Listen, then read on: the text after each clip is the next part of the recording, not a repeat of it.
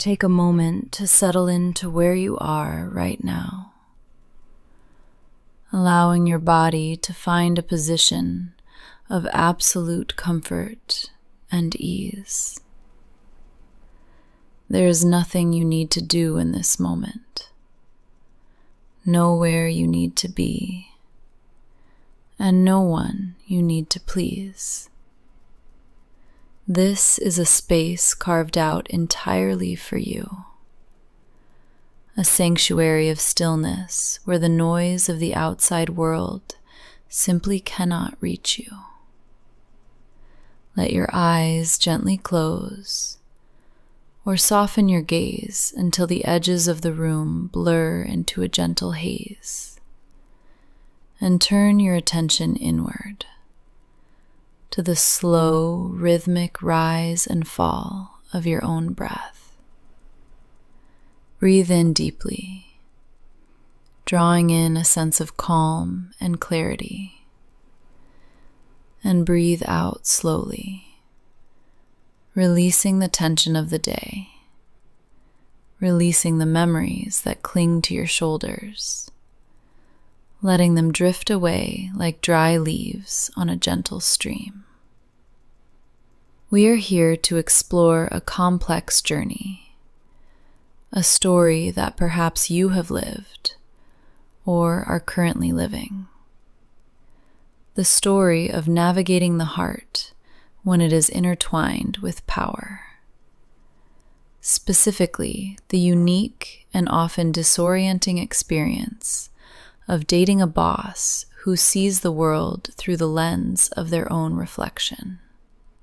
But we approach this not with panic, nor with urgency, but with the gentle curiosity of an observer watching the tides. We are here to untangle the threads of professional admiration and personal intimacy, to look at the dynamic with soft eyes, and to understand the landscape of your own emotions. It often begins with a light that is almost blinding in its brilliance, doesn't it? Imagine for a moment the setting where it all started. Perhaps it was the quiet hum of a high-rise office after hours, the city lights twinkling below like a carpet of diamonds, the feeling of being part of something important, something grand. There is a specific kind of allure to a person in charge, a boss who commands the room not just with their title, but with a sheer magnetic force of personality. When you first entered their orbit, it likely felt less like a choice and more like a gravitational pull. A narcissist in a position of power often shines with a golden glow, a charisma that feels warm and encompassing. In the beginning, that light was turned directly upon you. Do you remember how that felt? To be singled out from the crowd, to be the one chosen to share the vision, to share the secrets, to share the silence of the executive suite. It is a heady mixture, the blend of professional validation and romantic interest. It feels like the ultimate approval. You were not just good at your job. You were seen as special, unique, the only one who truly understood them. This is the phase where the boundaries begin to blur, softly, imperceptibly, like watercolors bleeding into one another on wet paper. Think of those early days, the way conversations shifted from spreadsheets and strategies to dreams and vulnerabilities. They may have told you that they were lonely at the top, that no one else could keep up with their intellect, that you were a breath of fresh air in a stale room. It feels like a privilege to be the confidant of someone so powerful. It feels safe, enveloped in their confidence. The seduction of competence is a powerful thing, and when coupled with the intensity of their focus, it can feel like the sun coming out after a long winter. You might recall the thrill of the secret, the glances exchanged across a conference table, heavily laden with meaning that only the two of you understood. The electric charge in the air when the office door clicked shut. In those moments, the power imbalance didn't feel like a danger. It felt like a shelter. You were protected by their status, elevated by their attention. It is a beautiful, dizzying ascent, being lifted up on a pedestal that they built just for you. But let us pause here and breathe into that memory without judgment. It is natural to be drawn to strength. It is natural to want to be the exception to the rule. In the quiet of this space, acknowledge the part of you that felt seen, that felt validated by their pursuit. There is no shame in having walked into that light. It was designed to be irresistible. As we drift deeper into this reflection, we begin to notice the subtle shifts in the atmosphere. Just as the weather changes slowly, the temperature in this dynamic begins to fluctuate. The boss, the partner, is a person of extremes. The same intensity that made you feel like the center of the universe begins to show its other face. Perhaps you remember the first time the light flickered, a moment where the praise turned into a subtle critique, disguised as professional development, or a moment where their attention was suddenly withdrawn, leaving you in the cold, wondering what you had done wrong. This is the confusing nature of dating someone who holds authority over your livelihood. The lines between a lover's quarrel and a performance review become dangerously thin. You may have found yourself working harder, not just for the company, but for them, trying to earn back that golden glow. The narcissist boss thrives on this effort. They become the architect of your reality, defining your worth both in the boardroom and in the bedroom. It is a maze made of mirrors, where everywhere you look, you are trying to find their approval, trying to reflect what they want to see. Imagine a garden that is lush and vibrant, but requires constant, exhausting tending.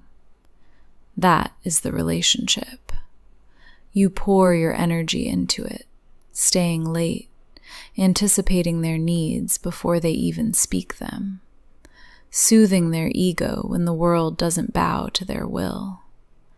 You become the keeper of their image, the buffer between them and the reality of the workplace. And in the silence of your own mind, you might have started to feel the weight of it. The exhaustion of being always on, the anxiety of walking on eggshells, not just at home, but at the desk where you earn your living. The sanctuary of work, which should be a place of objective achievement, becomes a minefield of emotional nuance. It is a heavy thing to carry. The dual burden of being the perfect employee and the perfect partner to a person who can never be truly satisfied. Let's take another deep, restorative breath here. Inhale the peace of the present moment and exhale the fatigue of that past effort. You are not in that office right now. You are not managing their moods. You are here, safe, resting on a foundation of your own making. As we continue to float through this narrative, observe the isolation that often creeps in. When you date the boss, especially one with narcissistic traits, your world inevitably shrinks. You cannot share your struggles with your colleagues, for that would betray the secret or threaten the hierarchy. You cannot easily complain to HR or vent by the water cooler. You are in a silo of silence. They may have encouraged this isolation, subtly suggesting that others were jealous or incompetent, or that it was us against the world. This creates a bond that feels incredibly strong, but is actually a form of containment. You were kept close, not just for love, but for control. The tower they built was high, and the view was spectacular, but it was impossible to climb down. Feel the texture of that solitude. It is a quiet, sometimes lonely place, even when you are together. Because with a narcissist, even in the most intimate moments, there is often a sense that you are an audience member rather than a co-star. You are there to witness their greatness, to soothe their insecurities, to mirror their grandeur. Yet, amidst the confusion, there were likely moments of profound clarity that you pushed aside. A gut feeling, a whisper in the back of your mind that said, "This isn't right." Maybe it was the way they spoke to a waiter, or dismissed a junior employee, or the way they rewrote history to make themselves the hero of every story. We are going to hold those whispers gently now. We are not here to analyze them with harsh logic, but to honor them. To honor the part of you that knew, even then, that the landscape was shifting under your feet. As we prepare to move deeper into understanding this experience, let yourself feel the relief of simply naming it. It was complex. It was a power dynamic wrapped in romance. It was a job and a relationship fused into a single, overwhelming entity. And it is okay to feel tired from having lived it.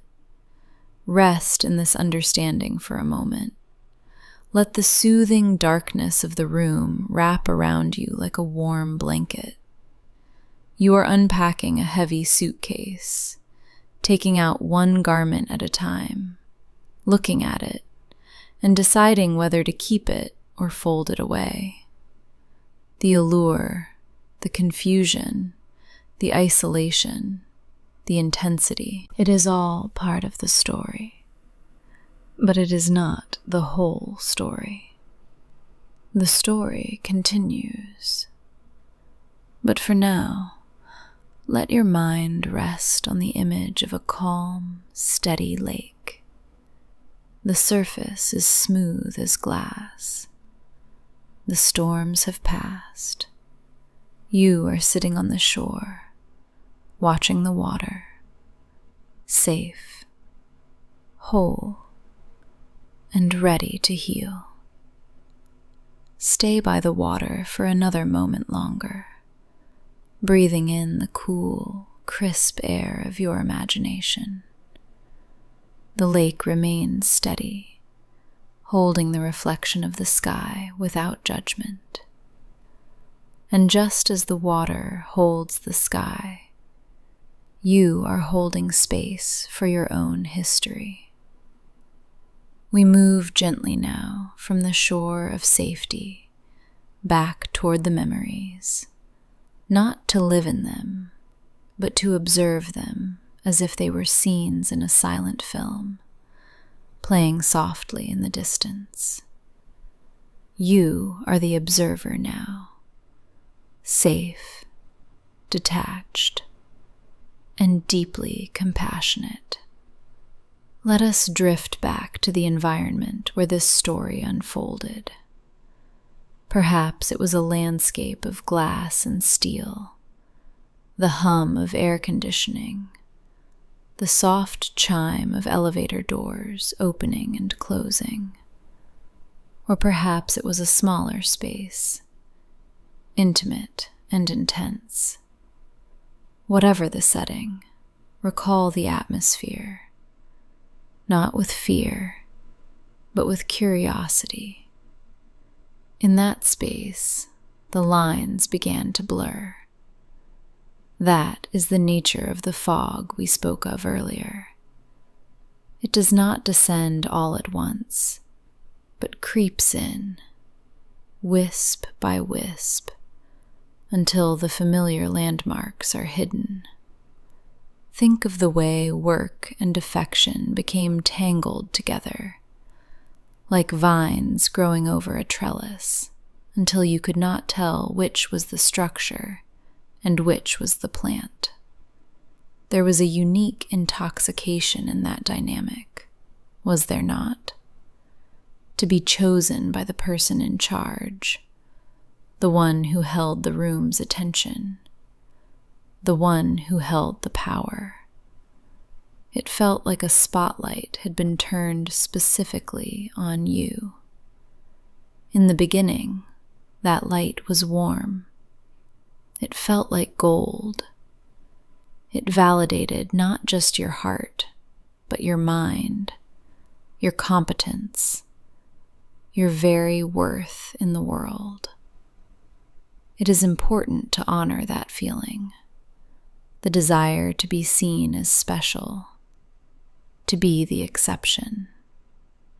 You may remember the secret language that developed between you, the glance across a crowded meeting room that said, "We know something they do not," the text message that arrived late at night, blurring the line between a professional demand and a personal reach for connection. It was exciting, this duality. It made the mundane tasks of the day feel charged with electricity. You were not just an employee, and you were not just a partner. You were part of a secret world, an alliance that felt elevated above the ordinary rules. But power, like a strong current in a river, is difficult to swim against. Slowly, imperceptibly, the current began to change. The spotlight that once felt like warmth began to feel like an interrogation lamp. You might recall the sensation of walking into the office or logging on for the day and feeling a tightness in your chest, a subtle vibration of anxiety. The question that hovered constantly in the back of your mind: which version of them will I meet today? This is the exhaustion of the hypervigilant. When the person you love is also the person who controls your livelihood, the stakes feel impossibly high. Every disagreement was not just a lover's quarrel.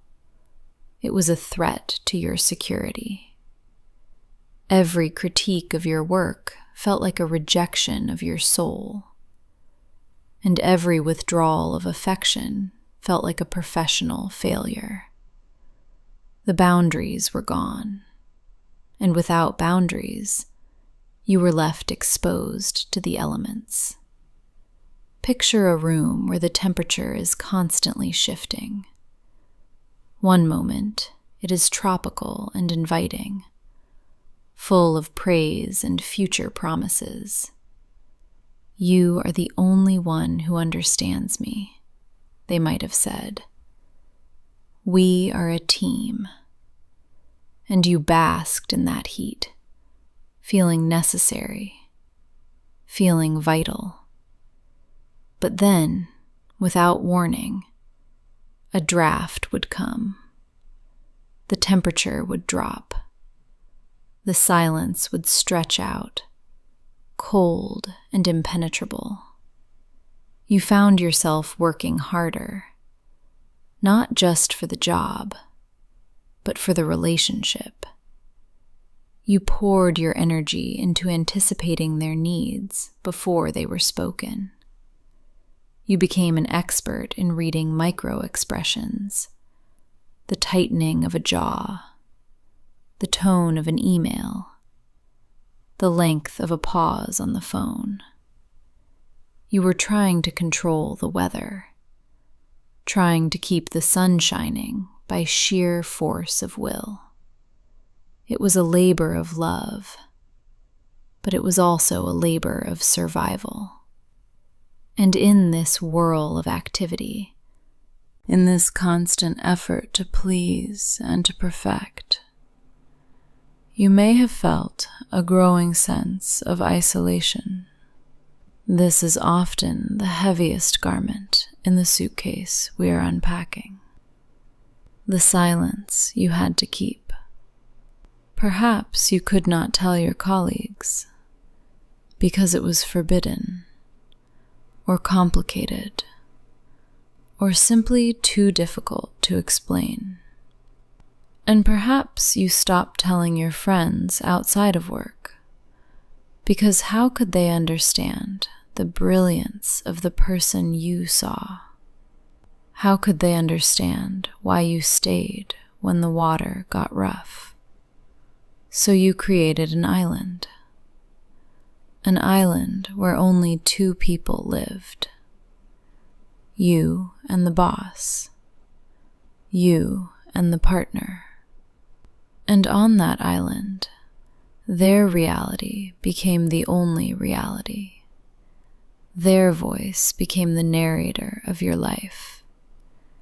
If they said you were brilliant, you soared. If they said you were lacking, you crumbled. The external reference points, the things that usually tell us who we are, began to fade away into the mist. Breathe into that memory of isolation and let it soften.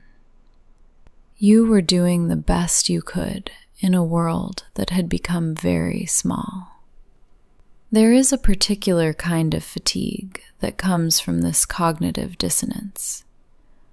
The mind tries to reconcile two opposing truths. They love me, they are hurting me. They are a genius, they are cruel. I am special, I am worthless. Holding these contradictions is like holding heavy stones in your hands while trying to tread water. It wears you down, muscle by fiber, thought by thought.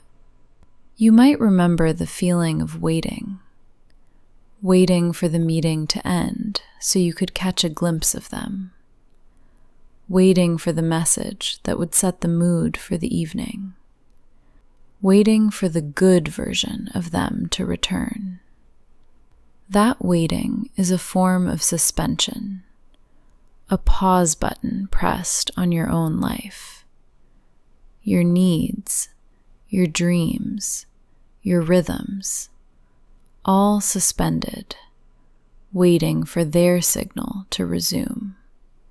As we float through this middle chapter of the story, acknowledge the sheer amount of energy you expended. It was a second job, a third job, managing their ego, managing the secret, managing your own breaking heart while maintaining a professional face. It required a level of acting that deserves an award. To sit in a room, maintaining a mask of professional composure, while internally you were crumbling, creates a deep, resonant tiredness in the bones. But listen to the sound of my voice, and know this: that tiredness was not weakness. It was the cost of carrying a burden that was never meant for one person. It was the weight of the power imbalance pressing down on you. You were navigating a labyrinth without a map, in the dark, while someone kept moving the walls. It is no wonder you felt lost. It is no wonder you felt dizzy. Let the image of that office, that labyrinth, slowly begin to recede. Imagine the lights in that building dimming, one by one, floor by floor. The hum of the machinery quiets. The emails stop arriving. The phone goes silent. The intense gravity of that world is loosening its hold on you. You are floating upwards, away from the glass and the steel, away from the closed doors and the whispered secrets. You are rising above the fog. Up here, the air is different. It is thinner, cleaner. You can see the curvature of the earth. You can see that the island you were on, the island that felt like the entire world, was actually just a tiny speck in a vast, expansive ocean. From this height, you can look down at that time in your life with the gentleness of a cloud passing over a mountain. You can see the person you were, struggling, trying, loving, hoping. You can send that younger version of yourself a wave of compassion. You can whisper to them across time, I see you. I know how hard you are trying. I know how real it feels. You are not that person anymore, trapped in the cycle of the shifting weather. You are the observer, floating safe and high above it all. The storm that raged in that office, the storm of their moods and their demands, it cannot reach you here. You are drifting toward a horizon that is calm, steady, and entirely your own. Feel the relaxation spreading through your shoulders now, releasing the tension of having to be on. There is no performance required here. There is no one to impress. There is no authority figure grading your ability to relax. You are simply existing, breathing, and letting the story settle. The middle of the journey is often the hardest, the thickest part of the forest. That you have walked through it. You have recounted the shadows, the confusion, and the weight, and you are still here. Rest in the knowledge that you survived the complexity. You navigated the blurred lines. And now, as we prepare to move toward the resolution, toward the reclaiming of your own power, let your mind drift back to the image of the water. The lake is waiting for you. The shore is welcoming. The heavy suitcase is open, and the garments are being aired out in the gentle breeze. You are safe. You are free. And you are ready to find your way home to yourself. And as that breeze moves across the water, it carries with it a scent of pine and fresh earth, a scent that feels like a new beginning. Watch the ripples on the surface of the lake. They are small, rhythmic, and unhurried. They do not crash. They do not demand attention.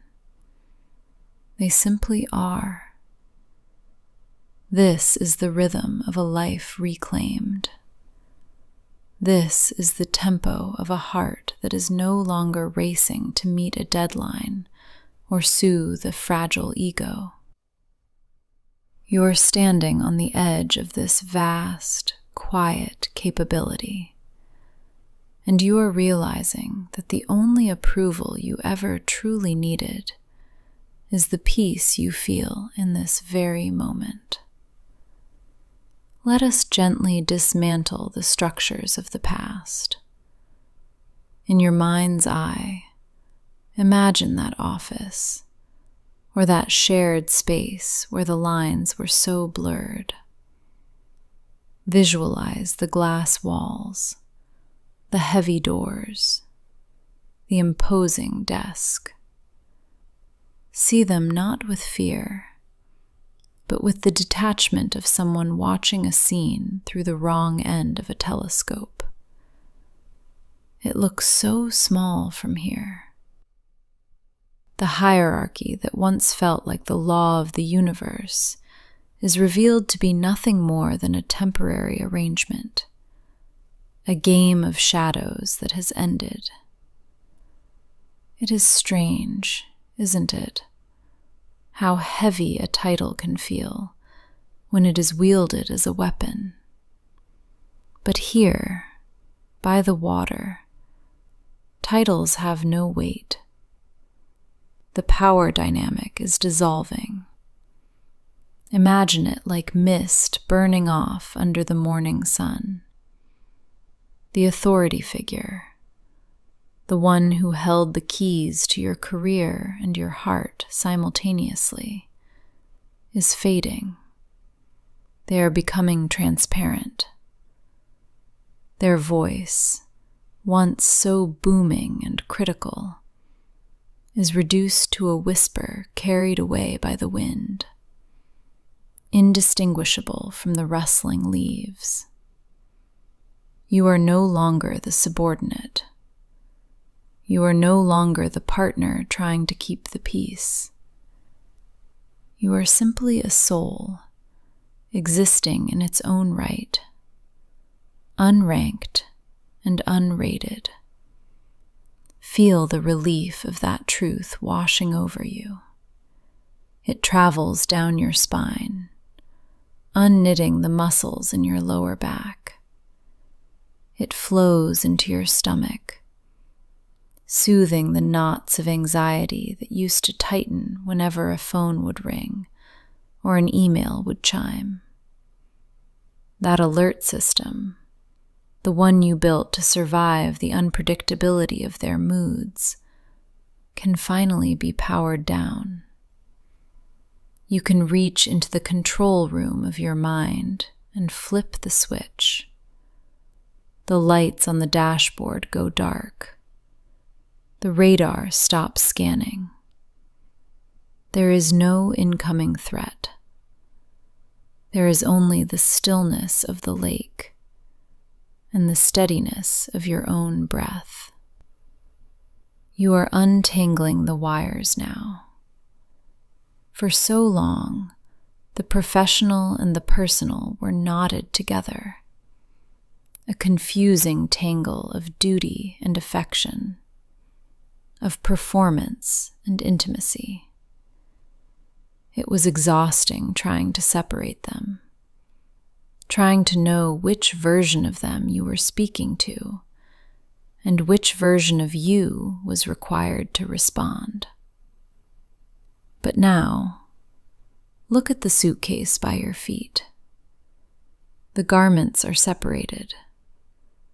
The uniform of the employee is folded away, no longer needed. The hopes of the partner are acknowledged, honored for their sincerity, and gently laid to rest. You are reclaiming the territory of your own mind. Think of yourself as a house where, for a long time, you had to keep the lights dimmed to avoid drawing fire. You had to walk on tiptoes in your own hallways. But now, you are walking through the rooms of yourself, and you are turning the lamps back on. Room by room, the golden light returns. You are rediscovering the parts of you that were edited out, the hobbies you dropped because they were distractions, the opinions you swallowed because they challenged the narrative, the joy you suppressed because it might spark jealousy. Welcome these parts of yourself back home. They have been waiting for you. They are not angry that you left. They are just glad you have returned. The sun over the lake begins to dip lower, touching the tips of the evergreen trees on the opposite shore. The sky turns a deep, bruised purple, softening into indigo. The water reflects this darkening calm. It is a mirror of your internal state, deep, still, unshakable. The frantic energy of the narcissist cannot exist here. That energy requires friction. It requires a reaction to feed upon. But you are water now. You offer no friction.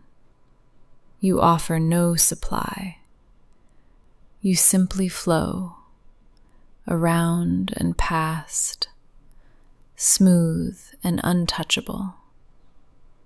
Let your attention drift to your hands, resting loosely. These hands are yours.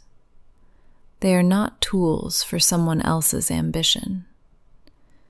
They are not instruments to build someone else's pedestal.